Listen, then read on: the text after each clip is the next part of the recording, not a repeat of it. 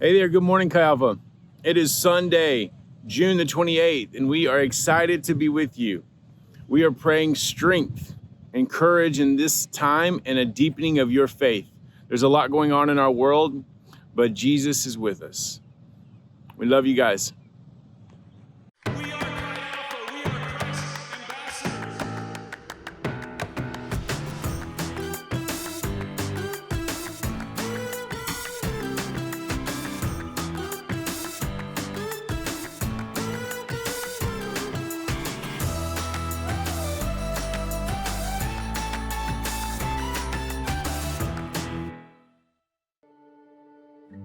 I really struggled with the idea that even though I knew that God was good and I knew who he was and who he was to me, but I had this mindset that even though he was greater, I could never be. Growing up, I dealt with mental illness, and when I got right with God in college for 2 years of my walk with Jesus, I still wondered if he could heal me.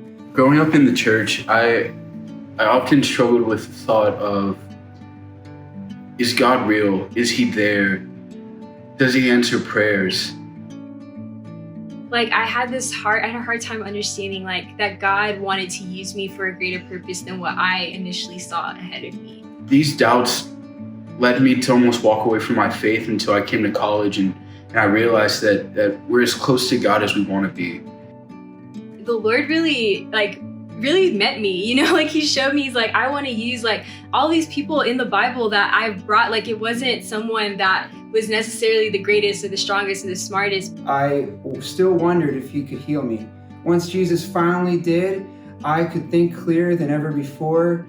And in realizing this, I began to read the Bible more, and I began to pray more and worship more and spend time in fellowship with other believers. And in doing this, the Lord began to reveal himself to me.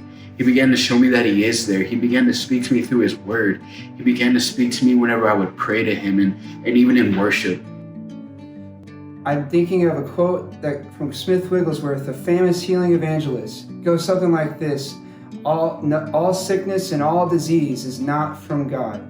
So if you're struggling with doubt that Jesus can heal you, I just want to tell you from my own personal testimony that Jesus can heal you. He used people that were willing to step into the call that I've called them to, and that were willing to walk with him and were willing to be obedient and trust what God was bringing me to. And so I just had to step into that calling and step into what he was asking of me. No matter how small I felt, I knew that God was greater.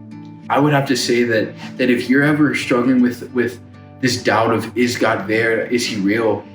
If you sincerely seek after him, if you sincerely try to get to know him, try to read more about him, pray to him, worship him more, you'll be able to find that you are as close to God as you want to be. And as you get closer to him, he'll get closer to you. So we're talking about New Testament characters and their interactions with Jesus. Jesus, one of his disciples, Thomas, are talking with one another. And we see this in John chapter 20. Jesus and Thomas are kind of sorting through some of Thomas's doubts.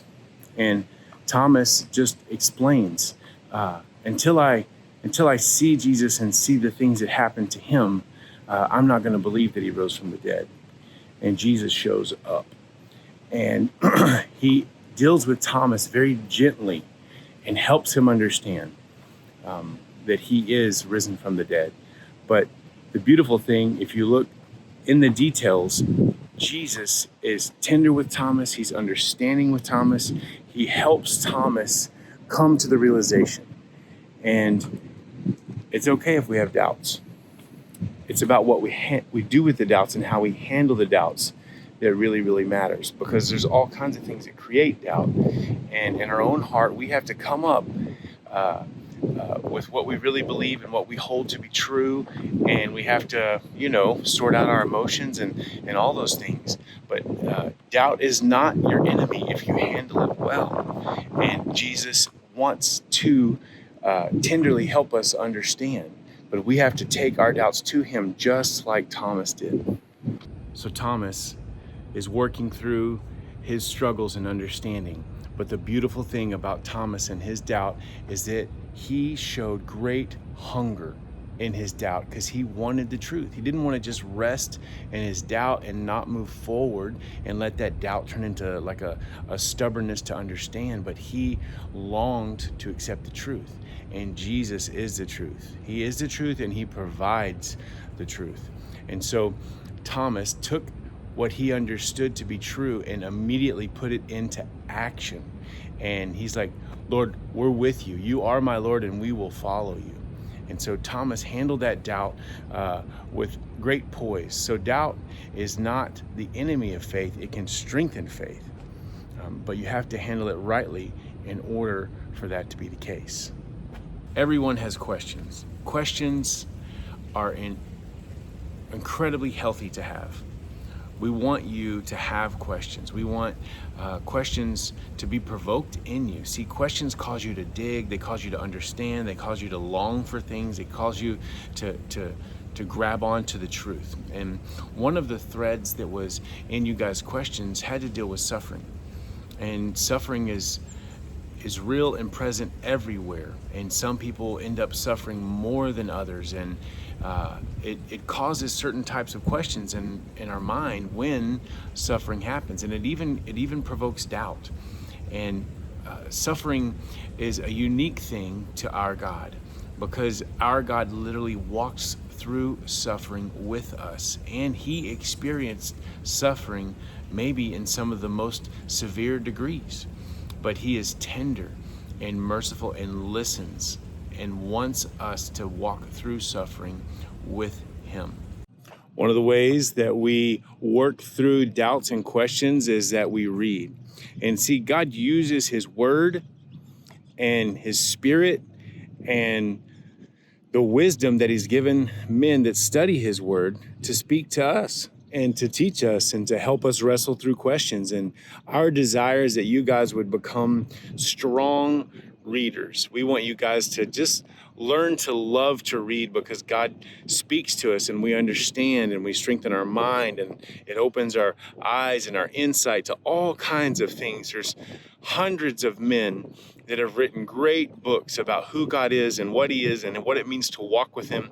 And we get the privilege of discovering that and walking in that wisdom if we're willing to become readers. All around campus, we've talked about different things dealing with doubt. And we guys want you to recognize one of the beautiful things that Thomas did is he went and spent time with the other disciples when he had questions. And doubt is handled better always in community. And silent doubt is dangerous doubt. But vocalizing doubt in your community is healthy, because you can get your questions answered and you can see the strength of other people's faith. And you can understand what they believe about the things that you might doubt. So we want you guys to be encouraged to wrestle and handle doubt in community, just like Thomas did. Behind me is University Oaks. Some of the students in Chi Alpha and staff are going to move into the Oaks. And this is just a beautiful opportunity to see community and to understand that God hopes for people to live in community and to talk to one another and to be close to one another, and for faith to be strengthened through that.